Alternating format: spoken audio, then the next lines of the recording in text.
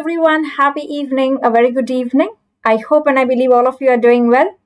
A quick note whether I'm audible and visible.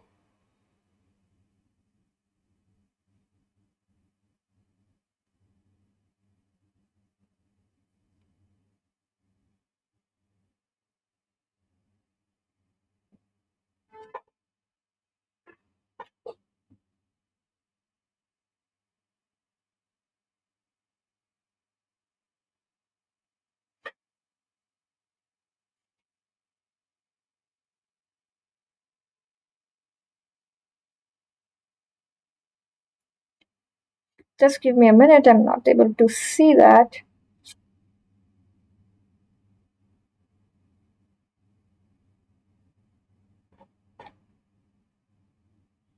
Okay. Yeah. Am I audible and visible? I can see myself now. Can you see me?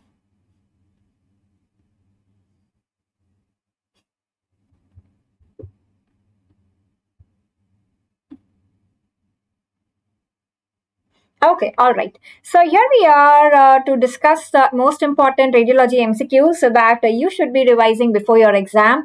And I hope all of you are preparing well for your upcoming FMGE exam. And also the NEET PG aspirants, I hope you are making the best of whatever time you get, along with taking breaks, which is equally important, right? So let's start with the today's MCQs. And yes, on 21st, we have the upcoming ACE Next batch. We had this offer running that is 25% off, but nevertheless, you can still join the batch, which we are starting for the next on 21st of June.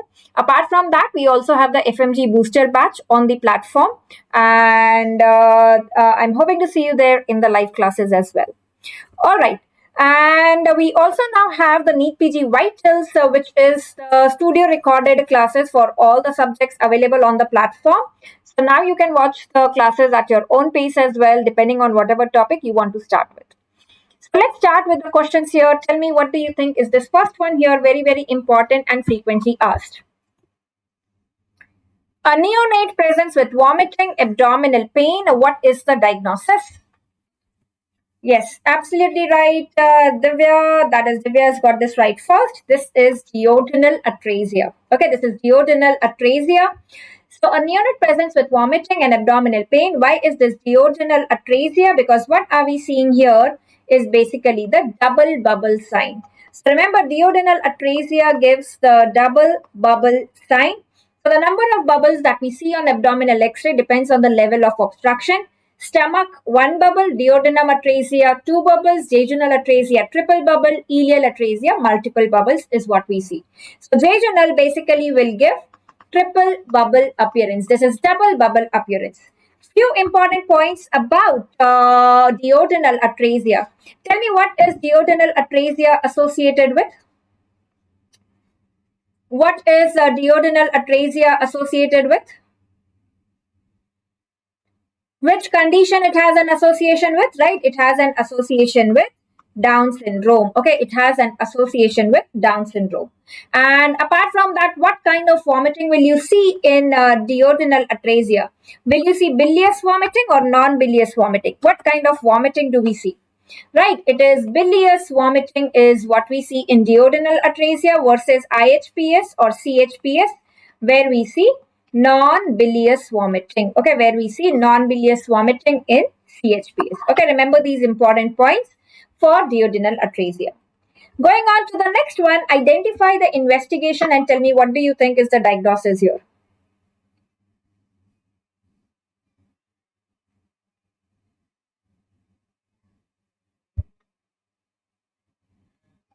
Identify the investigation and the diagnosis.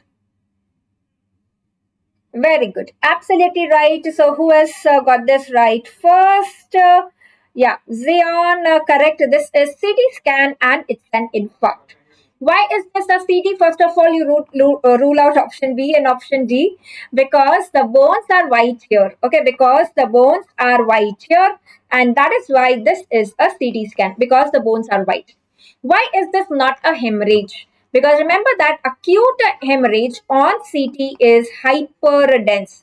The pathology that you are seeing here is hypodense. It is darker as compared to the rest of the brain. And that is why this is an infarct. Okay, that is why this is an infarct, because this is hypodense. Okay, because this is hypodense. So now tell me that for acute hemorrhage, what is the investigation of choice? And for acute infarct, what is the investigation of choice? For acute hemorrhage, it is CT scan, non-contrast CT, because it appears hyperdense. For acute infarct, the first investigation that we will do in any patient of stroke is NCCT. If it is normal, the next that we have is DWI MRI, which is the most sensitive investigation for an infarct. Okay, so remember that DWI MRI is the most sensitive for acute infarct. And what does acute infarct show on DWI MRI? It shows restricted diffusion. Okay, what does it show is restricted diffusion. Okay, it shows restricted diffusion. Is this clear with everyone? Right? So remember, this is CT showing an infarct. Okay, this is CT showing an infarct. Going on to the next one, no options here. Just read the question and tell me what do you think will be the answer to this. A 2 weeks child presents with symptoms of non-bilious vomiting and a lump in the epigastric area. What is the investigation of choice? Very good, Lakshmi. Absolutely right. This answer is going to be USD. Okay, Anchal, that is not barium meal. The answer is ultrasound. An important question. First, let us identify this. See, so this is not called apple core. Okay, this is CHPS, but this is not called apple core. Remember, Divya, that we use the term apple core. So when we eat the apple and the core which remains, it has an irregular surface, right? It does not have a smooth surface. So basically, apple core is the terminology used for irregular narrowing that we see with malignancies, that is carcinoma colon. Okay, that is used for carcinoma colon because it's irregular surface, right? Here, the narrowing that you are seeing here, the narrowing in the region of pylorus of the stomach, this is the entire stomach here. It is a smooth narrowing. So when you have a smooth narrowing like this anywhere in radiology, that is called as string sign. Okay, it's narrow like a string. Remember that this is the string sign that we are seeing in CHPS. Okay, this is the string sign that we are seeing in CHPS. So even though the image is barium meal, but because this is a child, we will prefer an investigation which has no radiation. So that is why we have ultrasound. Other important thing, in barium meal, you will not be able to measure the thickness of the muscle layer of the pylorus. Because when you want to prove that it's a hypertrophic pyloric stenosis, so in that case, you will have to measure the thickness of the muscle. So the thickness of the muscle when it is more than 4 millimeters, then it is the thickness when it is more than 4 millimeters, it is called hypertrophic. So the thickness can be measured on ultrasound. Other advantage, ultrasound has no radiation exposure. That is why, remember, that is the investigation of choice. Okay, so the answer is ultrasound. Is this clear with everyone? Right, because there is no radiation and you can measure the thickness. So the criteria is the thickness should be more than 4 mm and the length of the pylorus should be more than 16 mm. Okay, the thickness should be more than 4 and the length should be more than 60. Okay, so look at this ultrasound image. What are we seeing in this ultrasound image here? Let's have a look at this. So basically, this is the stomach here containing this fluid, and this is the pylorus. So it looks like a cervix. So you also, this is called as cervix sign on ultrasound. The thickness should be more, the length should be more. So the length of the pylorus should be more than 16 mm and the thickness should be more than 4 mm. What sign are you seeing here? The inner circle and the outer circle. What sign is this called as? This is called as target sign or donut sign. Okay, the inner circle, the narrow pylorus and the thickened muscle, that is called as the target sign or the donut sign. Right? Dhwani, rat tail sign and bird beak sign, in many books you would find overlapping explanation to that. Right? So it's an area of controversy. So some books say rat tail in achalasia, some books say rat tail in carcinoma. So what you should be looking for in answering this question is look at the clinical features. If it is dysphagia more to liquids, it is achalasia. If it is dysphagia more to solids, it is carcinoma. So the clinical history plays equally important role in telling you that. If you have the appearance, the narrowing in the middle third of the esophagus, then of course it is not achalasia, because achalasia has to be in the terminal itself, right? The distal esophagus. So look at the clinical history, look at the location, where are you getting the narrowing? Based on that, you'll be answering that question. Okay? All right. Going on to the next one, what do you think is the answer to this one?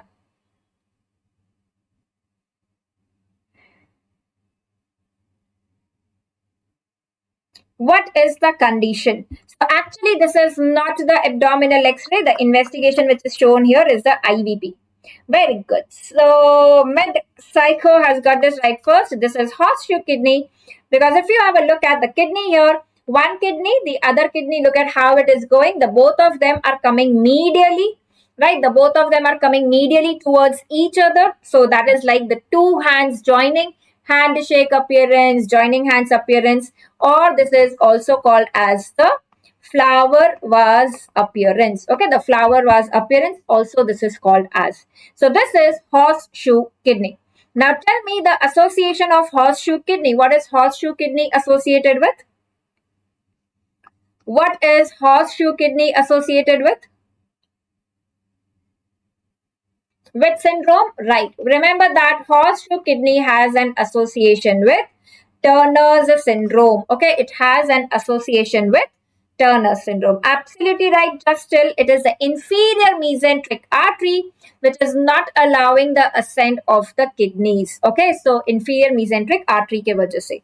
So remember, this is horseshoe kidney. Okay, this is horseshoe kidney. Going on to the next one, this was asked in the recent exam also.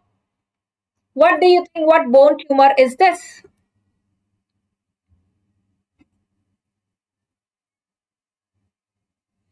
Absolutely right. This is osteochondroma.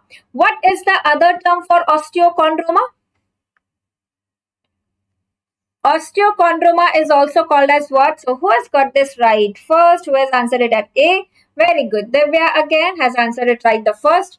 Osteochondroma. The other name for osteochondroma is exostosis. Okay, it is exostosis. Like the term says, exoostosis. So it is an outgrowth coming from the bone, continuous with the bone like this. That was one of the option given in the recent INICT exam also. It is continuous with the bone. It is an outgrowth coming from the bone. What is the chondro part here? The chondro part here is the presence of the cartilage cap. Okay, the chondro part is the presence of the cartilage cap. So that is why it is not that you cannot see in X-ray. What you cannot see on X-ray is the cartilage cap is what we cannot see. So clinically, when you palpate this lesion, it appears bigger. But when you see on the X-ray, it appears smaller. Why?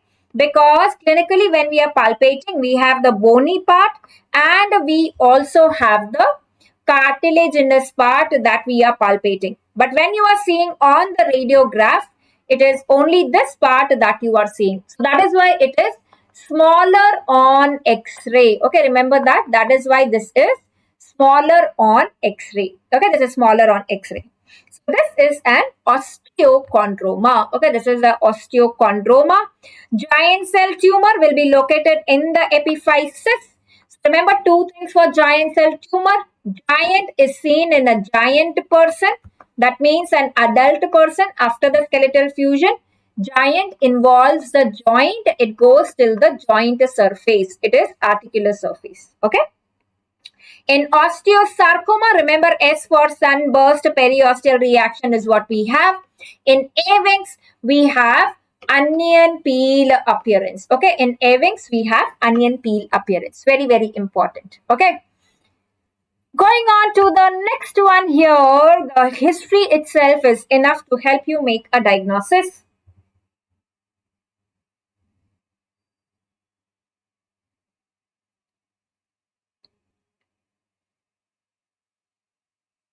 Very good. So who has answered this first? Dr. Nissi, correct. This is hydatid cyst. The first clue itself, cattle handler, is a very important clue here. to tell you that this is a hydatid cyst, because what do you see here is, what sign are you seeing here? So if I zoom in this image, so you can see this appearance, the membranes floating on the fluid. We have this air fluid level with the membranes floating on it. So basically this is the water lily sign. Okay, the water lily floating on the water lily sign is seen on ultrasound. They ask you the ultrasound and CT image also, where we will see the membranes floating. That is the water lily sign on ultrasound and CT as well. So remember, this is hydatid cyst caused by Echinococcus granulosus, one of the parasitic conditions where man is not the definitive host. Okay, where man is not the definitive host. So what are the differentials for air fluid level? Like you are seeing the air fluid level here. What are the differentials for air fluid level? So the differentials for air fluid level are, so like in this case, you have a lesion with the air fluid level, black air above, white fluid below. The first thing that you have is CEAP classification. यहाँ थोड़ी आता है. CEAP classification is for your varicose, right? The venous disease.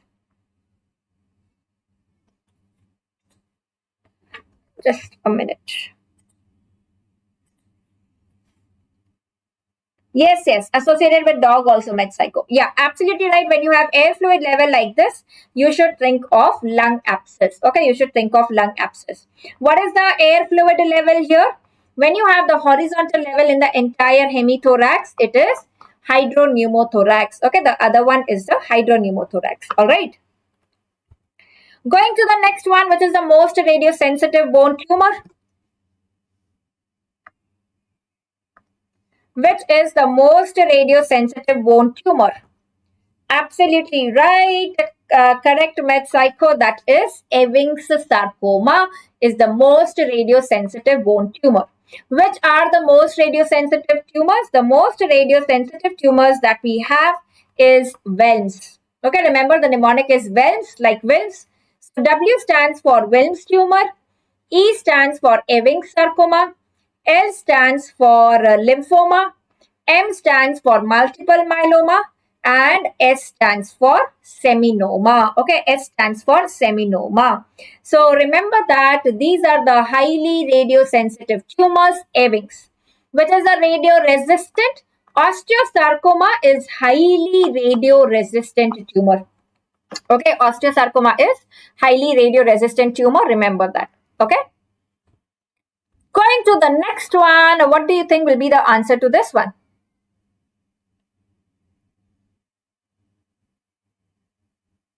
This is a CT scan. You can see the white bones here. Absolutely right. Divya is got it right first. This is horseshoe kidney. So what do you see here? One kidney fusing with the other kidney in the midline, like a U-shaped, like a horseshoe. So this is horseshoe kidney. Again on CT, we saw the IBP. This is the CT image. Tell me, what do you think is the diagnosis here?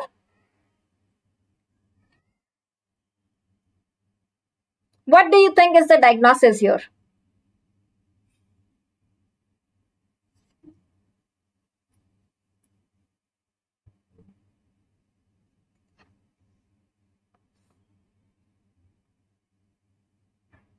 Very good, Med Psycho. Absolutely right. This is the pancake kidney. Very good. This is pancake kidney. What is the difference between pancake and horseshoe? Horseshoe is fused only at one end. When both the ends, the upper pole and the lower pole, both are fused. It is like both fused. अगर एक and fused है नीचे या ऊपर, it is horseshoe. If both are fused, that is a pancake kidney. So this is one kidney fused with the other kidney like this, ऊपर भी and नीचे भी. So remember, this is called as pancake kidney. Okay, this is called as pancake kidney. Next one. What do you think will be the answer to this one?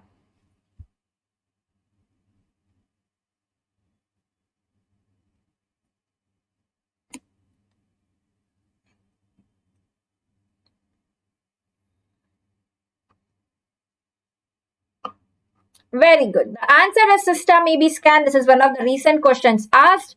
And the classical history, it's already given. The diagnosis, it's already given that you are suspecting hyperparathyroidism. So very, very important. In parathyroid, we do system EB scan. Okay, in parathyroid, we do system EB scan. Look at the symptoms here. What are the symptoms that we are having here?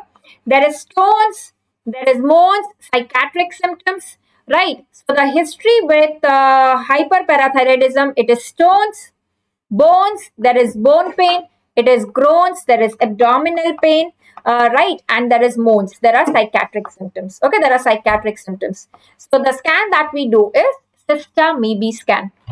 What is the MIBG scan done for? What is the MIBG scan done for? MIBG scan is done for which condition? Very good. It is pheochromocytoma. MIBG scan is done for pheochromocytoma. Okay, remember that as well. And what is the MDP scan done for? MDP scan?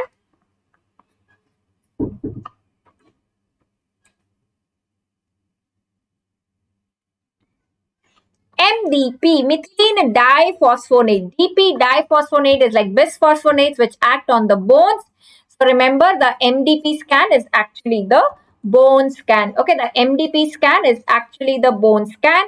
MIBG is for pheochromocytoma. Okay. Going on to the next one. The image shows what dislocation of the hip?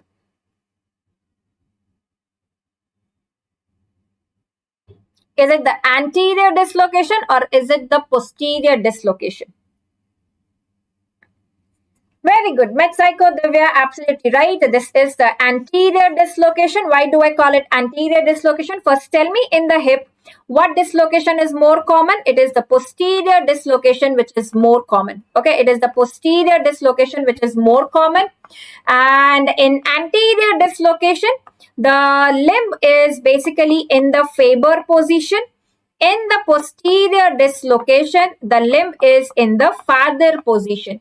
So in anterior, it is abducted. In posterior, it is adducted. So you can remember this as pad again. That means in posterior, it is adducted. Okay, in posterior, it is adducted. So it is internal rotation which is there. And this limb, the femur that you are seeing here, it is going away from the midline. That means it is abducted, and that is why this is anterior dislocation. The femur head has come down. Posterior mein it goes up. Right? You can see the lesser trochanter very well. Let me zoom this image. I think I'm hiding it. Right? So look at this femur here. Acetabulum se niche aa gaya. The lesser trochanter is seen well. If it is internal rotation, the lesser trochanter goes behind. You will not see the lesser trochanter, and this is the abducted position. Light bulb sign is the posterior dislocation of shoulder. Right? The posterior dislocation of shoulder gives the light bulb sign. Right? Going to the next one, what is the most sensitive investigation for the given condition? What is the most sensitive investigation for the given condition?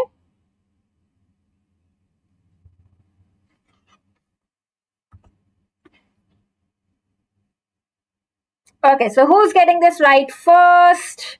Dhwani has got it right first. Okay, majority of you are saying it is X-ray. Remember that X-ray is generally the first investigation. It is not the most sensitive for any of the pathologies. So the general rules that we have for investigation of choice for fluid containing pathologies. Okay, so for fluid containing pathologies, it is ultrasound which is the most sensitive. The pathology that you see here, you have this meniscus Tesser sign or the LSS curve. So the diagnosis that you have here is pleural effusion. It is a fluid containing pathology. It is a fluid containing pathology. So that is why ultrasound is going to be the most sensitive.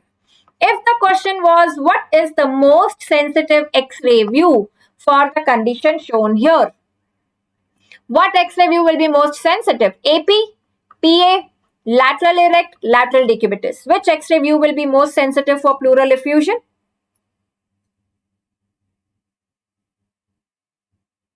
No, it is lateral, consolateral, lateral decubitus is the most sensitive.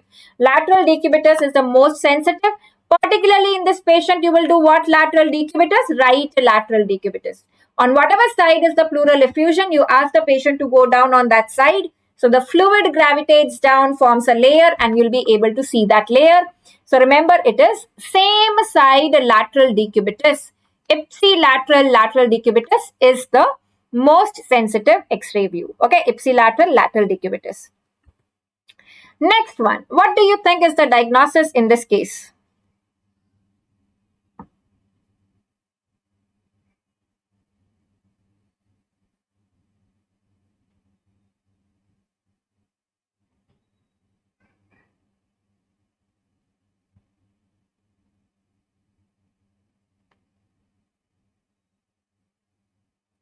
Very good. So who has got it right the first? Very good. Then Divya again, Lopamudra, hemoglobin. Very good.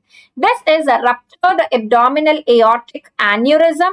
You see this aorta which is prominent, very dilated. Abdominal aorta more than 3 centimeters is aneurysm.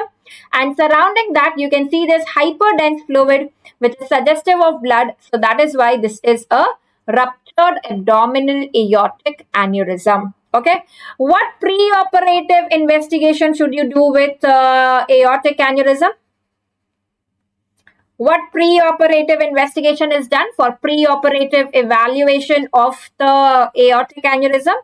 Most important is doing CT angio to look at the involvement of the aneurysm, the extent of the aneurysm, the branches involved.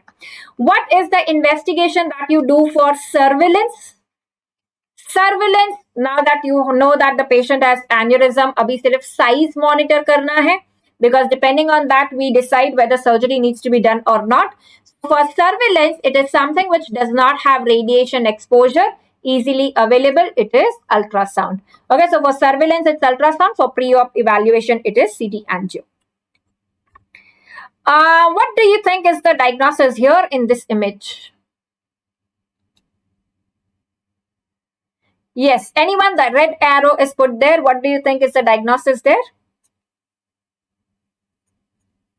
Very good, Divya. Absolutely right. This is the CT scan with the vertebra. This is the paravertebral position में psoas muscle. So within the psoas, you can see this peripherally enhancing lesion suggestive of psoas abscess. Okay, this is suggestive of psoas abscess. So basically, this is psoas abscess. Very, very important. Okay, very, very important. Psoas abscess जब भी होगा patient में, what primary condition will we think of?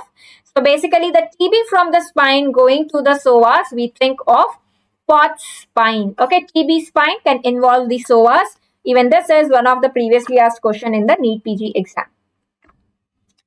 Next question, what is not a sign seen in intersusception? Which of the following sign is not seen in intersusception?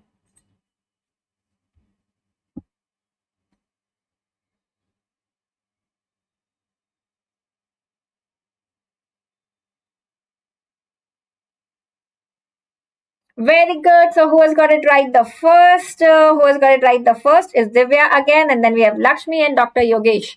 It is the bird beak sign. So intersusception is basically one bowel going inside other bowel, the telescoping. And what do you see is on ultrasound or CT is what you see the target sign.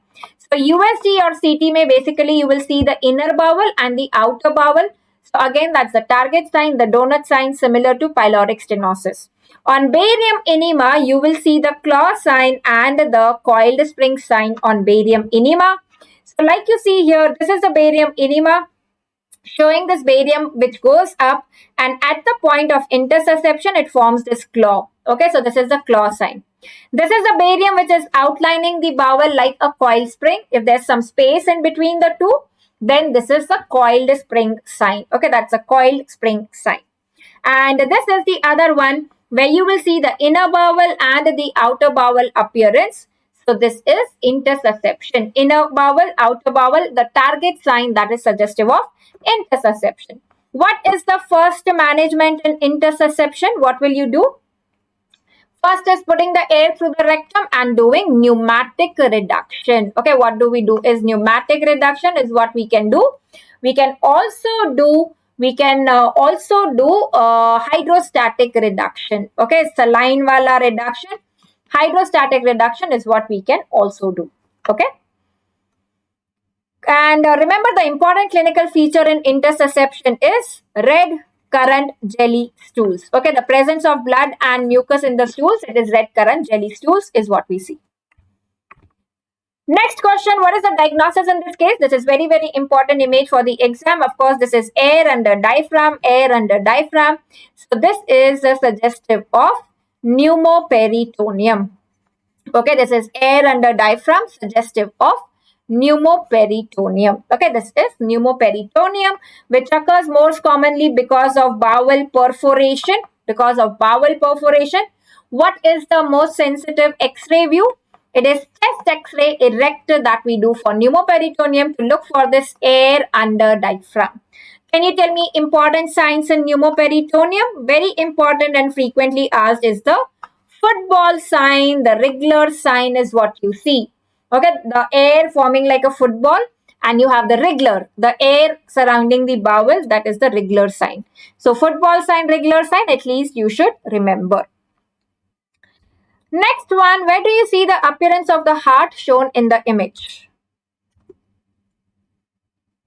Yes, very good. We have inverted V sign also, Dr. Nisi. Dhwani, please do not confuse. The barcode and stratosphere is seen in pneumothorax, not in pneumoperitoneum. Very good. Lakshmi has got this right. Then hemoglobin here. This is tetralogy of Fallow. Okay. So what I'm seeing here is the shape of the heart, which is the upturned apex heart. This is called as boot shape heart. Okay. This is called as boot shape heart, which is seen with tetralogy of Fallow. This is also called as Cor and Sabo. Okay. Which is also called as Cor and Sabo. So Sabo, remember, has boot. So the upturned apex tells you that this is tetralogy of Fallow. Why do you get the boot-shaped heart in TOF? That is another question. Why do you get the boot-shaped heart in TOF only? Because in TOF we have right ventricular hypertrophy. In TOF we have right ventricular hypertrophy. So that takes the apex up. We know that when the right ventricle enlarges, the apex goes up. That is the boot-shaped heart, right? And yes, next one. Another important thing to be remembered, what will you see in tetralogy of Fallow? Pulmonary oligemia or pulmonary plethora? What will you see in tetralogy of Fallow? Pulmonary oligemia or pulmonary plethora?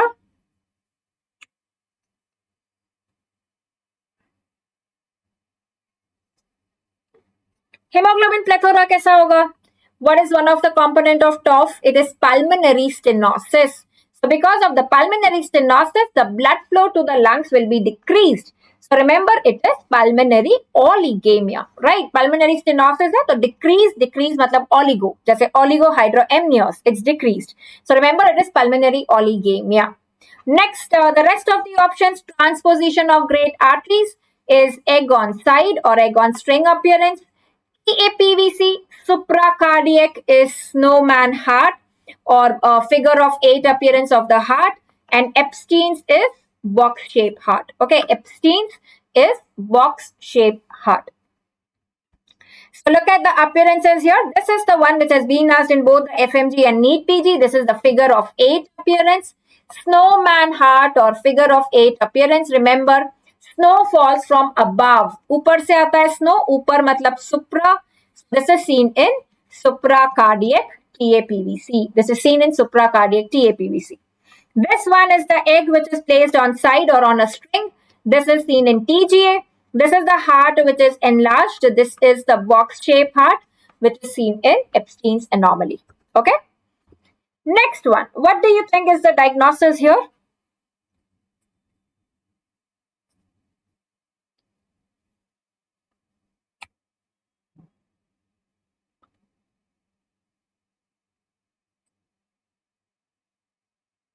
Very good. Who has got it right first? Again, Divya, then Yogesh.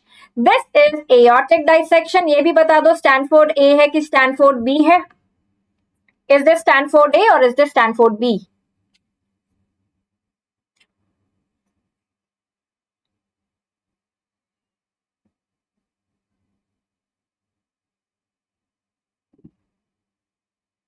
Stanford A or Stanford B? This is Stanford A. Because which aorta is involved and why is this dissection? Because this is the ascending aorta where you can see this flap with that dark line dividing the aorta into two. So this is the ascending aorta involved. Okay, this is the ascending aorta involved. So this is Stanford A. Whenever the ascending aorta is involved, it is Stanford A. When the ascending aorta is not involved, it is Stanford B. So remember, AA is Stanford A and it's an acute emergency. That means we need to do surgical management for Stanford A. So if you get the next question, किसका management कैसे करोगे surgical की conservative? It's a surgical management for Stanford A.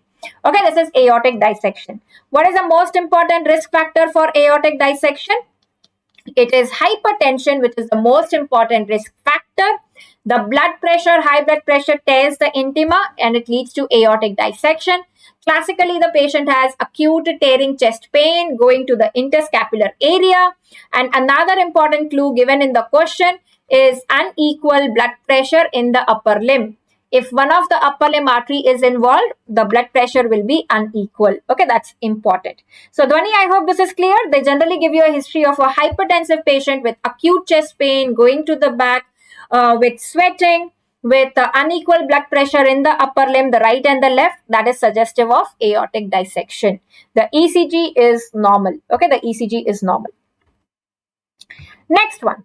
All of the following are seen in coarctation of aorta except, even if you don't know the rest of the options, but that one option is definitely wrong. Which is that option which is wrong? Who's got it right first? Lakshmi has got it right first. Okay.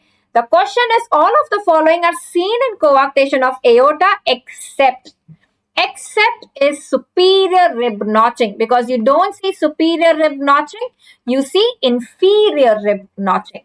Right, so inferior rib, along the inferior border of rib, you have the intercostal artery. In coarctation of aorta, it acts like a bypass route, collateral for supplying the blood to the rest of the body. So it enlarges. When it enlarges, it pulsates and it causes the notching on the inferior border of the rib. So we see inferior rib notching and not the superior rib notching. So that is definitely wrong. Riesler's sign is nothing but the name for inferior rib notching. So even if you don't know what is Riesler's sign, but you know that it's not superior rib notching. Basically, it's the name for the inferior rib notching. Another important point, on the chest x-ray, you see the figure of 3. But on the barium swallow, you see the reverse figure of 3. So chest x-ray is figure of 3 and barium swallow is reverse figure of 3. Okay, barium swallow is reverse figure of 3. Okay. Next one. Interpret the given radiograph. Are you able to see this or am I hiding this? And yes, remember the association of coarctation of aorta with Turner's syndrome is very, very important. Okay, remember the association with Turner's.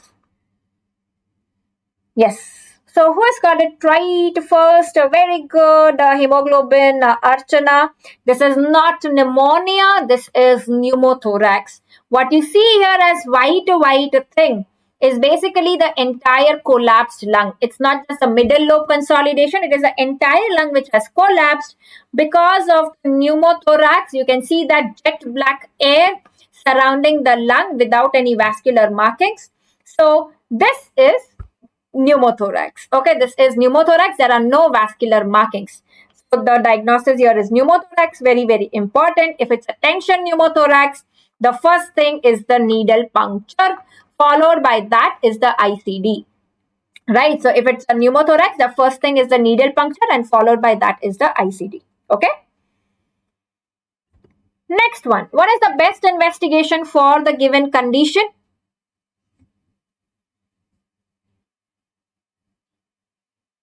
Yes, correct. Hemoglobin, we put that in the triangle of safety. In adults, it is the fifth intercostal space.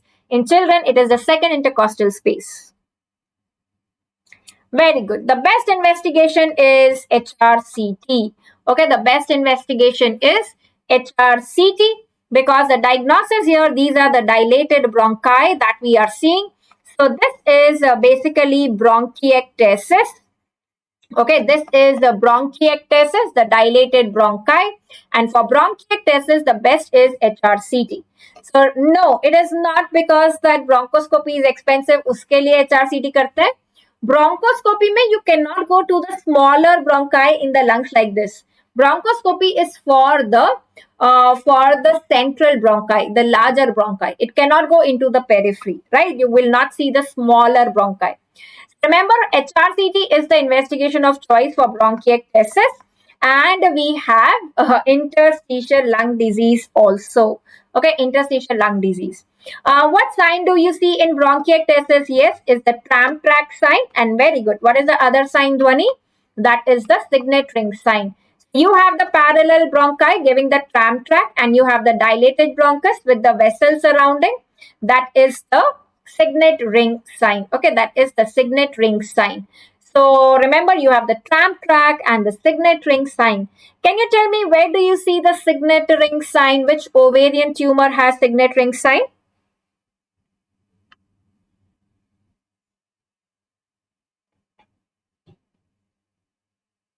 Where do you have the signet ring sign in ovarian? Which ovarian tumor has signet ring sign? Very good, Lakshmi. That is Krukenberg's. Krukenberg's has the signet ring sign. It is Krukenberg's, right? Krukenberg's has the nuclei appearance is the cell appearance. That is the Krukenberg's, right? Bilateral ovarian tumor.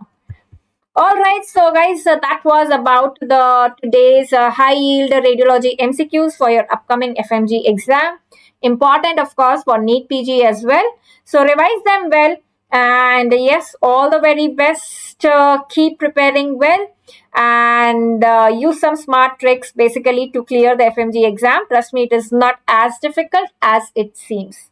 All right. So thank you so much, everyone, and goodbye. Take care and keep studying, keep revising, and keep winning. Thank you so much.